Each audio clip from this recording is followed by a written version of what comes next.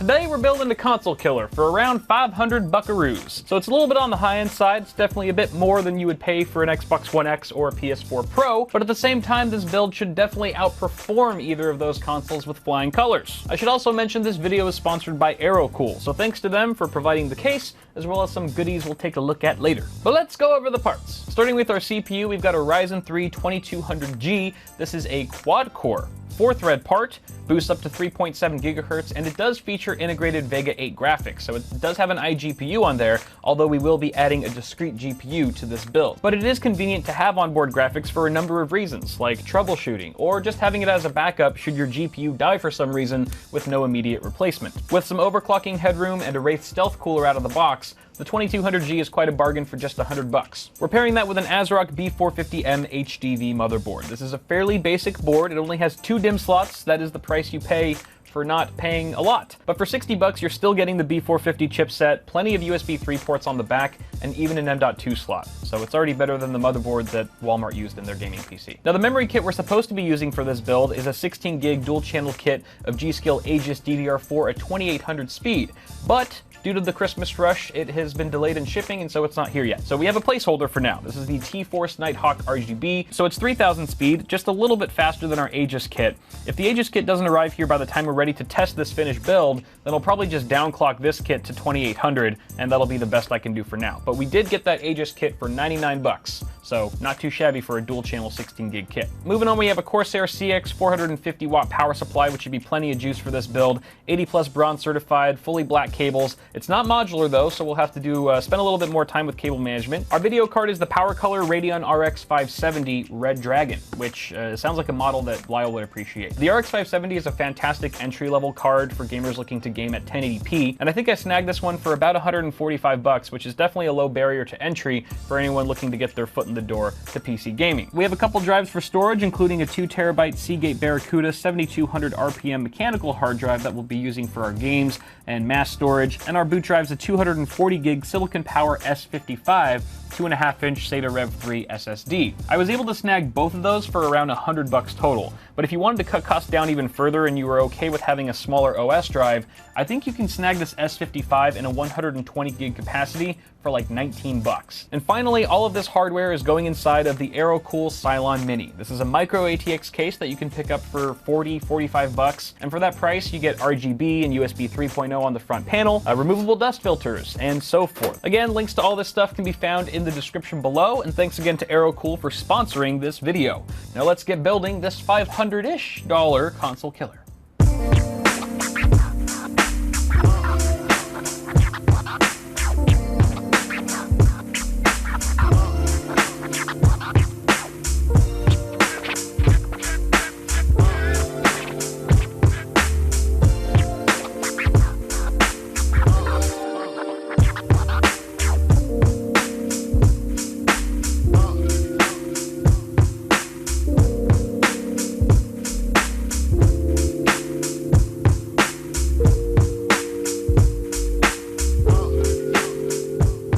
Alright, so the build is done, and it actually came out a lot cleaner than I thought it would. I was surprised how well I was able to actually hide a lot of the cables, especially since we don't have a modular power supply.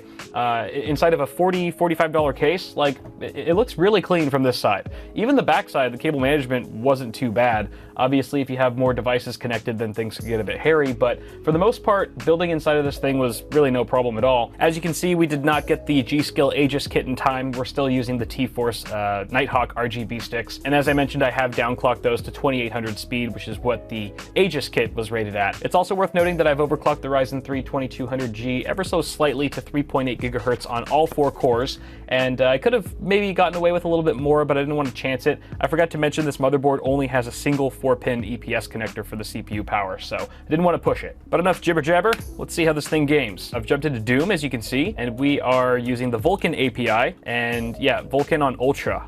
Ultra settings, guys, 1920 by 1080, and look at that. 130, 140 FPS, not bad. GPU's getting a little warm. I'd like to see it a little cooler than 80. The nice thing about the system is that it has an AMD GPU, which means you could easily get a FreeSync supported display. That'd be a lot cheaper than an equivalent G-Sync panel. By the way, sorry for the Cherry MX blue switches that I'm actually clacking on right now, if it's a little bit noisy. All these peripherals, in fact, including the gaming chair, are from Aerocool's sister brand. Or is that the right term, sister brand? Brother brand? I don't want to be accused of being sexist. It is 2018 after all. But all these accessories are part of the Thunder X3 line. This is the AK7 keyboard. It's got RGB lighting, of course. You can also choose which Cherry MX switches you want with the keyboard. It's offered in a variety of flavors, and it also has an included wrist rest, which is pretty comfy. Also comfy is the RM5 gaming mouse. I thought this mouse was gonna feel worse, because it's a pretty cheap mouse, but I actually really like the shape. It seems like all these peripherals have some sort of teal accent on them, and the teal accent you see on the mouse is actually rubberized, so it has a pretty solid grip, not to mention Omron switches, which feel great. I'm shocked what kind of frame rates we're getting right now. We could probably scale up to 1440 and still get over 60 FPS. I'm gonna try it in a sec. The AH7 is the headset that I'm wearing. It's got a detachable mic, and I have the volume really low right now so I can actually hear myself talk on camera,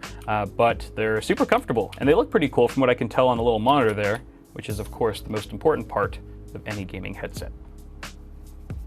All right, while we're loading here, the chair also is very comfy. It's got adjustable armrests and stuff. They twist and turn. You can change the height. Oh, I'm already as low as it gets. And yes, my feet can touch the floor.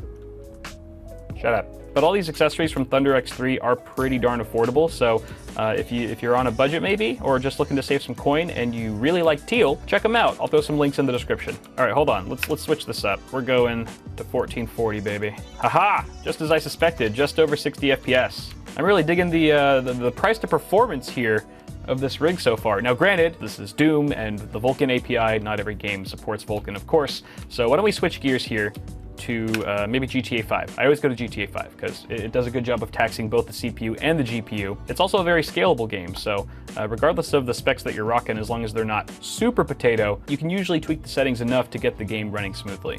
So, all right, here we go. Graphics, 1920 by 1080. We have MSAA off. Let's leave it off for now. We'll turn FXAA off as well. And we've got pretty much a blend here. It looks like the game has already sort of, configured the settings that it thinks we should be running at, considering our hardware. And it looks like a mix of high and very high settings. Texture quality is very high. Shader quality, shadow quality is at high. Grass is at normal, soft shadows are soft. Extended distance scaling hasn't been turned on at all. Let's just jump in and see what we get. Franklin! Come on, Franklin! Holy moly, are we really getting like 70, 80 FPS in GTA 5? I'm just gonna get into the street, into the thicker parts of Los Santos. We'll see how performance holds up there. Now, I'll be honest, the game doesn't look quite as crispy as, let's say, oh wow, that was, wow. Always look at the road when you're driving. Let this be a lesson to all of you. As I was saying, the game doesn't look quite as crispy as it could because we don't have any sort of anti-aliasing enabled. That's for sure gonna tank our frame rate. Let's just see what happens. Did I mention the GPU's not overclocked? Well, I did now. I did max out the power limit slider though, just to make sure we've got a little bit more juice pumping through.